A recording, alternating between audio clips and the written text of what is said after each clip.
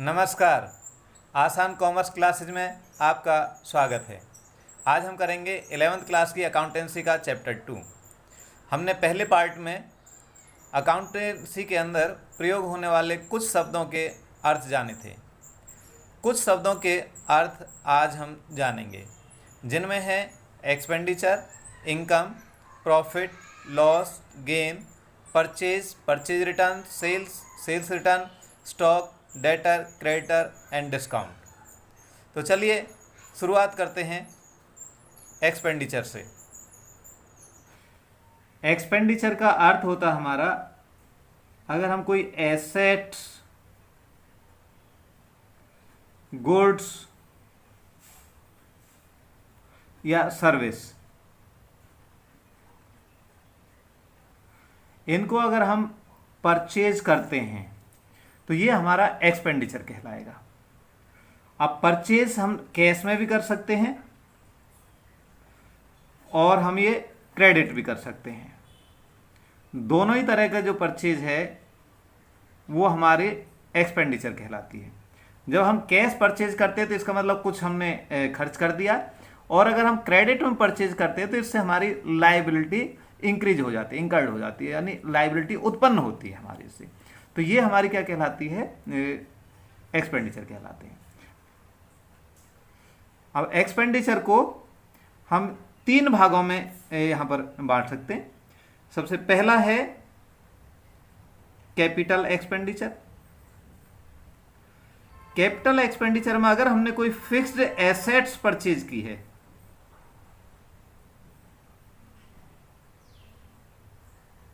तो हमारा ये कैपिटल एक्सपेंडिचर कहलाएगा। और अगर हमने गुड्स और सर्विस,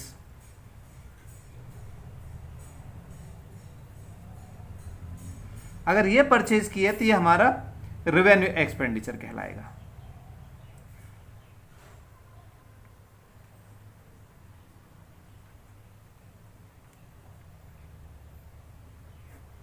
रेवेन्यू एक्सपेंडिचर को ही हम एक्सपेंसेस भी कहते हैं।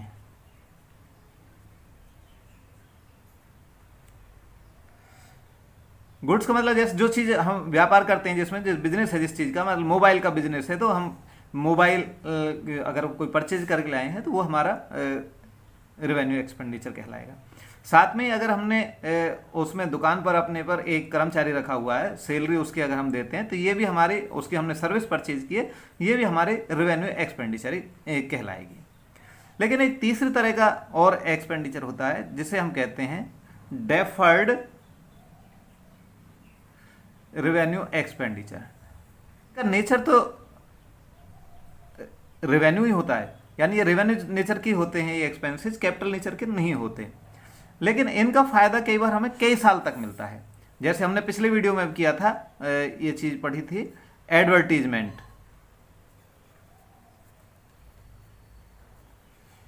अब एडवर्टीजमेंट होता क्या है कि जो पहले साल में जब हम किसी प्रोडक्ट को लॉन्च करते हैं तो पहले साल हमें बहुत ज्यादा एडवर्टीजमेंट की जरूरत पड़ती है। लेकिन अगर हम इसको पहले ही साल में दिखा देते हैं पूरे खर्चे को, तो ये उचित नहीं होगा, ये सही बात नहीं है, क्योंकि इनका फायदा तो हमें कई साल तक मिलता है और दिखाएं हम पहले साल की प्रॉफिट एंड लॉस में। तो हम इसको क्या, जैसे कि 5 लाख रुपीज का हमारा ये खर्चा पहले साल में हुआ है और हम लेकर चलते हैं कि ये हमें अगले 5 साल तक मान लो इसका हमें फायदा होना है, तो हम P&L अकाउंट में हम 1 लाख रुपीज को दिखाएंगे और बाकी जो 4 लाख रुपीज हैं ये हमारे बैलेंस शीट में एसेट्स में दिखाते हैं हम इनको। ये हमारे फिक्टिशियस एसेट्स भी, ये इनको हम कहते हैं, ये हमारी फिक्टिशियस एसेट्स भी होती हैं। इस तरीके से एक्सपेंडिचर को हमने 3 भागों में बांटा। कैपिटल एक्सपेंडिचर, अगर हम कोई फिक्स्ड एसेट्स खरीदते हैं, जैसे प्लांट है, मशीनरी है और बिल्डिंग है, कोई इस तरह की चीज़ अगर हम खरीदते हैं तो ये हमारे क्या कैपिटल एक्सपेंडिचर कहलाते हैं। वहीं हमारा गुड्स और सर्विस, जो बिजनेस, जिस चीज़ का हम बिजनेस करते हैं उस सामान को हम खरीदते हैं या उसको खरीदने के लिए कुछ हमें सर्विसेज की जरूरत पड़ती है, किसी कर्मचारी की जरूरत पड़ती है, वहाँ टेलीफोन की जरूरत पड़ती है, लाइट की जरूरत पड़ती है, जो इस तरह की चीज़ें हम जो सर्विस भी खरीदते हैं वो सारी हमारी रेवेन्यू एक्सपेंडिचर कहलाती है, जिनको हम एक्सपेंसेज भी कहते हैं। इसी तरह से एक फिर डेफर्ड रेवेन्यू एक्सपेंडिचर है, जो रेवेन्यू नेचर के होते हैं लेकिन इनका फायदा हमें कई साल तक मिलता है, तो उनको हम डेफर्ड रेवेन्यू एक्सपेंडिचर कहते हैं। अब आगे आता है हमारा इनकम।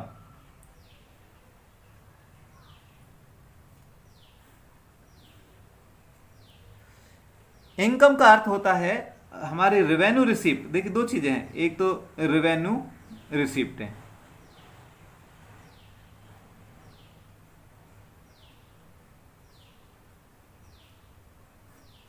और दूसरे हमारे एक्सपेंसेस यानी रेवेन्यू एक्सपेंडिचर। एक्सपेंसेस क्या होते हैं? Revenue expenditure.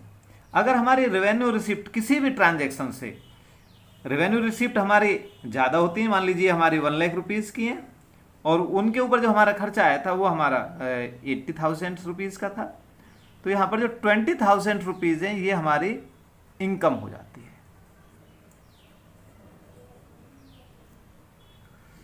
उसी तरीके से अगर हमारे कहीं कोई और सर्विस भी हम किसी को प्रोवाइड करते हैं, वहाँ से भी अगर हमें कुछ पैसा मिलता है तो वो भी हमारी इनकम कहलाएगी। जैसे कि हमारे कहीं पर कोई डिस्काउंट हमें मिल जाता है या हमारे कमीशन मिल जाता है, रेंट मिल जाता है, कहीं कोई हमारे बिजनेस का फालतू पार्ट है वो हमने एक बिल्डिंग, ज़्यादा बिल्डिंग है वो हमने किराए पर दे रखी तो वहाँ से रेंट मिल जाता है, इंटरेस्ट मिलता है, तो ये सभी चीज़ें हमारी क्या आती हैं?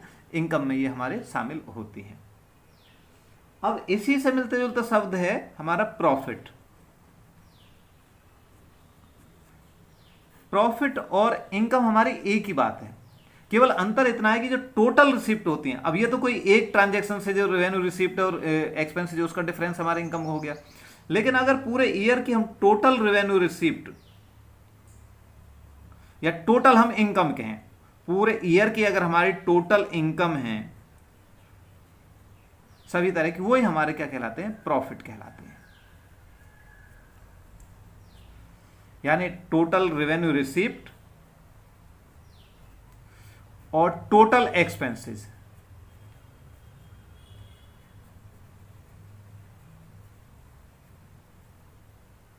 इनका जो डिफरेंस होगा वो हमारा प्रॉफिट कहलाएगा। अब एक शब्द आता है यहीं पर लॉस। लॉस ये हमारा प्रॉफिट का अपोजिट है। यहां पर अगर हमारी टोटल रिसिप्ट हैं, ये मान लीजिए हमारे 50 लाख रुपीस की हैं और टोटल जो एक्सपेंसेस हैं वो हमारे ज़्यादा हो जाते हैं, यानी 55 लाख रुपीस के हो जाते हैं, तो यहां पर जो 5 लाख रुपीस है ये हमारे लॉस कहलाएगी। और वहीं अगर उल्टा होता है, ये हमारे रिसिप्ट हैं, ये हमारे 70 लाख रुपीस की हैं और वो टोटल एक्सपेंसेस मान लीजिए हमारे 55 लाख रुपीस के हैं, तो ये डिफरेंस है ये 15 लाख रुपीस का, ये हमारा प्रॉफिट कहलाता है। अब यहीं पर मिलते जुलता एक शब्द और आ जाता है गेन। गेन भी हमारा प्रॉफिट ही होता है, लेकिन ये कभी कभी इंसिडेंटल कोई प्रॉफिट हो जाता है तो उसको हम गेन कहते हैं। जैसे कि हमारी कोई फिक्स्ड एसेट्स है, आप फिक्स्ड एसेट्स को हम बेचने के लिए तो खरीदते नहीं है, लेकिन ये अगर हमारी कोई पुरानी फिक्स्ड एसेट्स है उसको हम सेल कर देते हैं और इस पर हमें जो प्रॉफिट हो जाता है सेल करने से, इसी प्रॉफिट को हम गेन कहते हैं। तो यानी कि जो रूटीन की हमारे रूटीन में अगर जो कार्य होते हैं हमारे प्रॉफिट होता है उसको हम इनकम कहते हैं, और जो कभी कभार इंसिडेंटल कोई अगर हमें बेनिफिट मिल जाता है तो उस बेनिफिट को हम गेन कहेंगे। ये प्रॉफिट शब्द भी इसमें इस्तेमाल करना ठीक नहीं है, बल्कि मैं बेनिफिट अगर हम कहें तो ज़्यादा बढ़िया होगा। कोई भी इंसिडेंटल बेनिफिट है वो हमारा क्या कहलाएगा? गेन कहलाएगा। अब हम आगे करते हैं परचेज।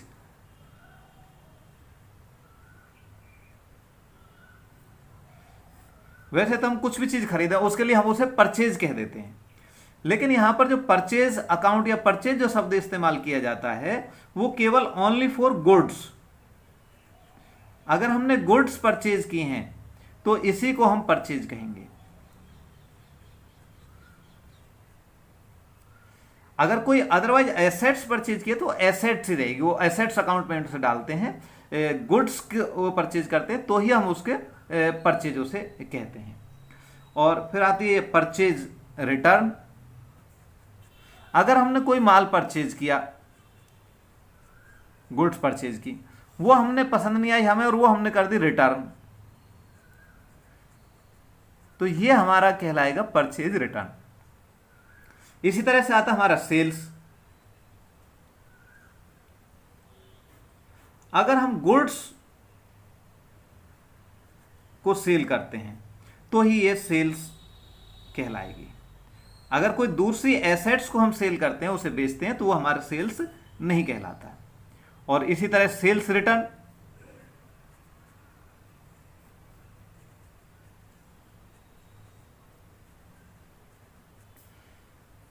जो हमने गुड्स सेल किए हैं, अगर वो रिटर्न कर देते हैं उन्हें, हमारे कस्टमर है जो, उनको पसंद नहीं आया, उन्होंने रिटर्न कर दिया,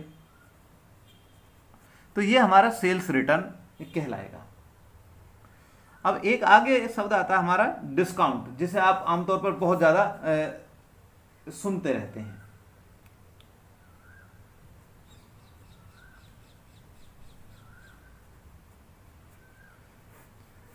जब एक सेलर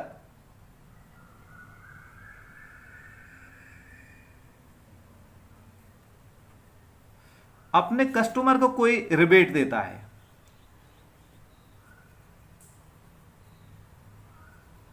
तो ये हमारा डिस्काउंट कहलाता है।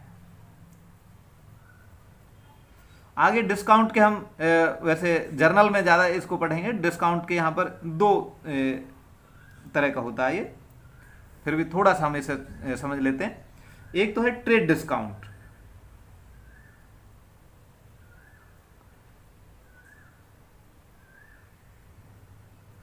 ट्रेड डिस्काउंट ये हम अपने सेल को बढ़ाने के लिए करते हैं, ग्राहकों को अट्रैक्ट करने के लिए करते हैं। जैसे आप कभी मार्केट में जाते हैं तो वहां पर लिखा मिलता है कि 50% डिस्काउंट, 40% डिस्काउंट, सेल लग रही है, सेल लग रही है। तो ये इस तरह का जो होता है वो ट्रेड डिस्काउंट होता है। ये जैसे कि मान लीजिए प्रिंट रेट है 1000 रुपये का किसी शूज के ऊपर, और वहां पर वो कहते हैं 40% डिस्काउंट पर चल रहा है, तो 40% कितना हो गया, 400। अब इसकी जो कीमत कितनी रहेगी, 600। तो यहां पर सेलर भी और परचेजर भी, सेलर 600 की सेल दिखाता है, 400 डिस्काउंट को वो कहीं पर भी नहीं दिखाता। इसी तरह जो परचेज किया वो कहेगा हमने 600 की परचेज की है, वो भी इस डिस्काउंट को कहीं पर भी इसका जिक्र नहीं करता, ट्रेड डिस्काउंट का। केवल जितने की परचेज की है उतना ही परचेज मानी जाती है। ये 600 रुपीज की परचेज करने वाले के लिए परचेज है, सेल करने वाले के लिए सेल है। लेकिन दूसरा होता है cash discount.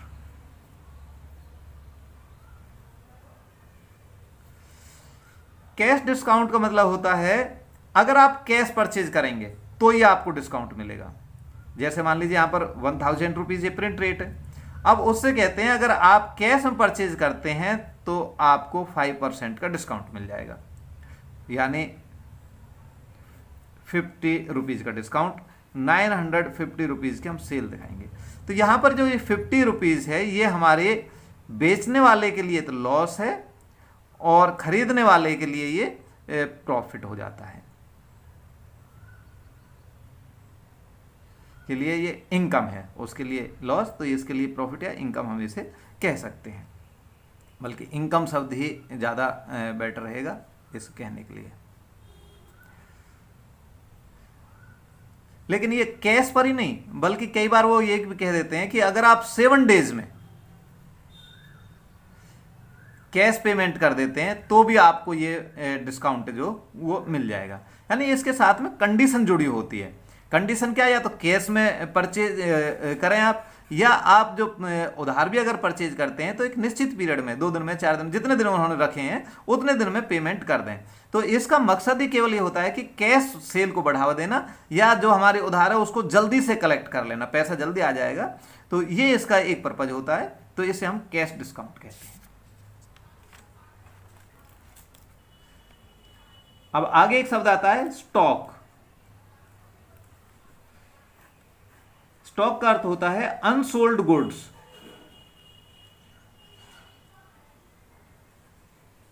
At the end of year.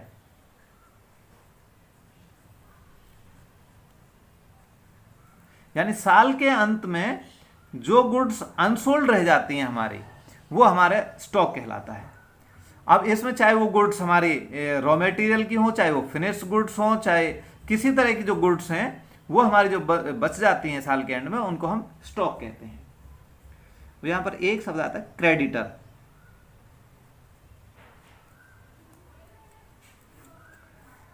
अगर हमने अपने गुड्स परचेज की हैं तो ये हमारे परचेज कहलाएगी। लेकिन अगर परचेज हमने क्रेडिट में की हैं, तो जिससे हमने परचेज किया है, ये हमारे क्या है, क्रेडिटर कहलाते हैं।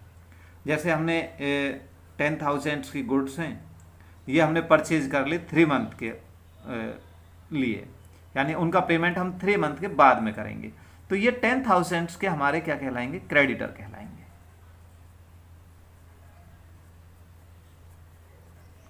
इसी तरह से एक होता है डेटर। डेटर क्रेडिटर का उल्टा रहता है। यानी अगर हमने गुड्स सेल की हैं और सेल भी कैसे किए हैं, क्रेडिट में किए हैं, तो ये हमारे डेटर कहलाते हैं। इसमें बी साइलेंट रहता है, ये डेबिटर नहीं बोलते, इसको डेटर ही हम बोलते हैं। जैसे ये 20,000 की गुड्स हैं, ये हमने सेल कर दी हैं 2 मंथ के उधार पर, कि हमें ये इसका 2 मंथ के बाद में इसकी जो पेमेंट मिल जाएगी। तो ये हमारे 20,000 जो हैं, ये हमारे डेटर कहलाते हैं। अकाउंट में वैसे तो बहुत सारे और भी ऐसे शब्द हैं जो कि प्रयोग में होंगे, लेकिन जैसे जैसे चैप्टर्स में कुछ और शब्द आते रहेंगे, हम उनको वहीं पर स्पष्ट करते चलेंगे। ये कुछ इंपॉर्टेंट शब्द थे जिनका बहुत ज़्यादा प्रयोग होता है, आपके हर चैप्टर में इनका शब्दों का प्रयोग होगा, तो इसलिए हमने इनको पहले कर लिया है। तो आज के लिए इतना ही। नमस्कार।